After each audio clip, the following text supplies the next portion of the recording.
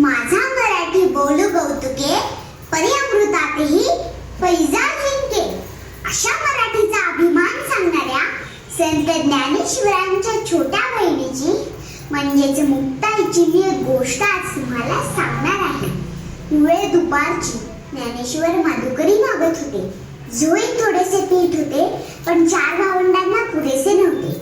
म्हणून ते एका घराजवळ आले आणि म्हणाले, ओम भिक्षाम देही, ओम भिक्षाम देही. आतून एक कर्मठ माणूस आला. त्याने धाडकन दार बंद केले. ज्ञानेश्वर पुढे निघाले. पुन्हा त्या कर्मठ माणसाने दार उघडले आणि म्हणाला, ए पोरा, इकडे ये, इकडे ये. संन्यासाचंच पोरगं ना रे तू? भिक्षा पाहिजे का तुला? हे घे पीठ. असे म्हणून झोळीमध्ये मातीच टाकली. ज्ञानेश्वर मान खाली घालून पुढे निघाले. पुन्हा त्या कर्मठ माणसाने झोळी सोडली आणि म्हणाला, अरे थांब थांब, या भाकरी पण घेऊन जा. कसं काय रे, असं डोळे फाडून काय बघतोस? चल निघ, भिक्षा मागतोय. भाकरी समजून टाकलेल्या शेणाच्या गोगळ्या पाहून ज्ञानेश्वर खूप नाराज झाले. ते पुढे निघाले. आता संध्याकाळ झाली होती. इकडे मुक्ताईने विठ्ठलाच्या मूर्तीसमोर सांजवात लावली. ही मूर्ती म्हणजे तेवढीच तिच्या आईबाबांची आठवण. ती हात जोडून रामरक्ष म्हणू लागली. तेवढ्यात तिला चाहूल आली की आपला ज्ञानदादा आलाय. मी पटकन तिची रामरक्षा उरकली आणि आपल्या भावंडांसाठी पानं मांडली. निवृत्ती आणि सोपान दोघे येऊन बसले.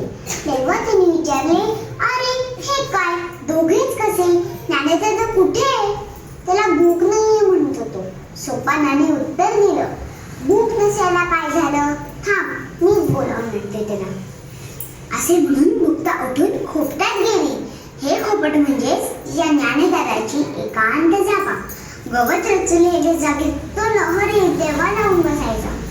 अगं बाई, दाताची जोई तर इथेच दिसते. ह्या जोईत तर माती आणि शेणाच्या गोवऱ्या. कोणा दृष्टानं बरं केलं असेल हे? म्हणूनच ज्ञानदादा रुसून बसलाय. ए ज्ञानदादा, ताटी उघडणारे, ताटी उघडणारे ज्ञानदादा. ऐकलंस का?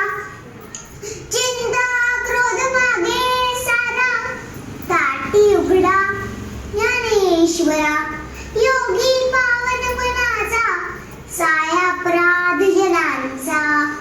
विश्वरागे झाले वंदी, संती सुखे व्हावे पाणी. शब्दशास्त्र झाले क्लेश, संती मानावा उपदेश. विश्वपट ब्रह्मा दोरा, ताटी उघडा ज्ञानेश्वरा.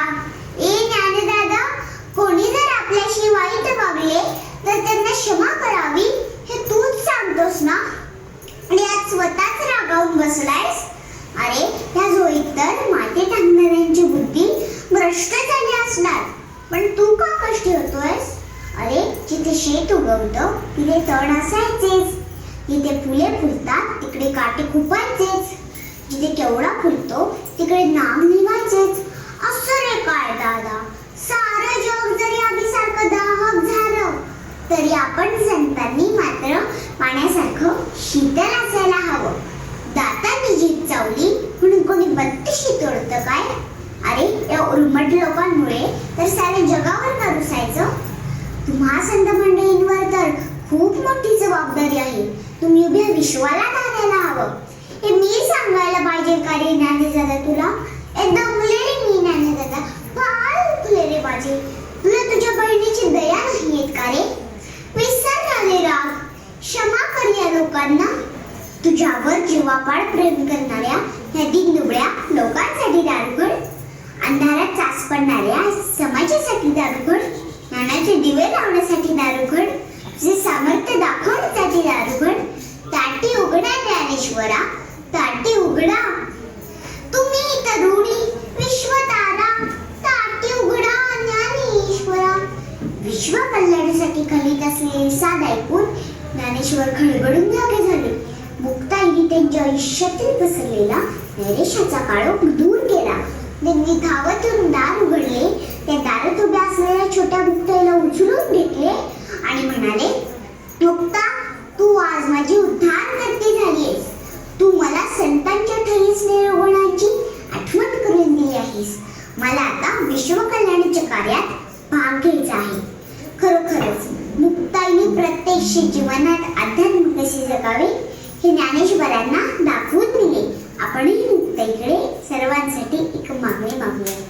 सर्वे सुखिनः सन्तु, सर्वे सन्तु निरामयाः, सर्वे भद्राणि पश्यन्तु, मा कश्चित् दुःखमाप्नुयात्.